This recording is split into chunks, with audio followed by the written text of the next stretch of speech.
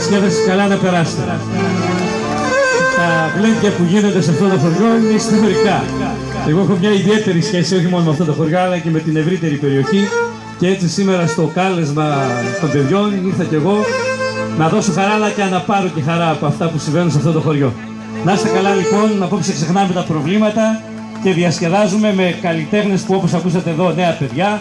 Θα έχουμε κι άλλους μετά. Θα είναι μια βραδιά, θα έλεγα, πολύ όμορφη. Να είστε καλά λοιπόν και καλή διασκέδαση.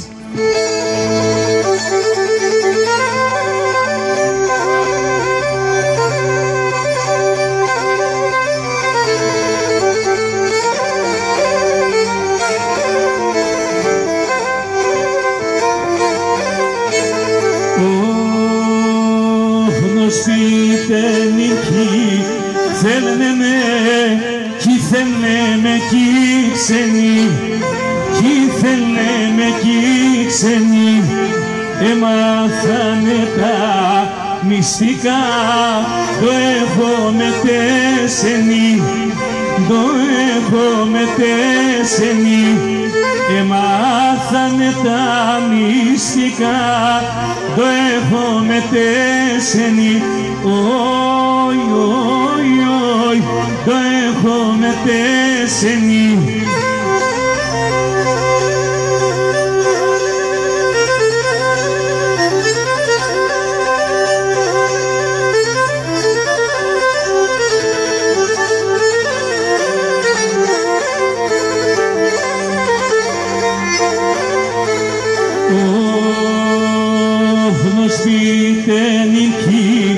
Θέλνε με, ηλέμι γειτόναλες, ηλέμι γειτόναλες, το τρομοπίνω και μεθώ και με τυχομάρταλες, και με τυχομάρταλες, το τρομοπίνω και μεθώ και με τυχομάρταλες, όι, όι, όι, και με τυχομάρταλες.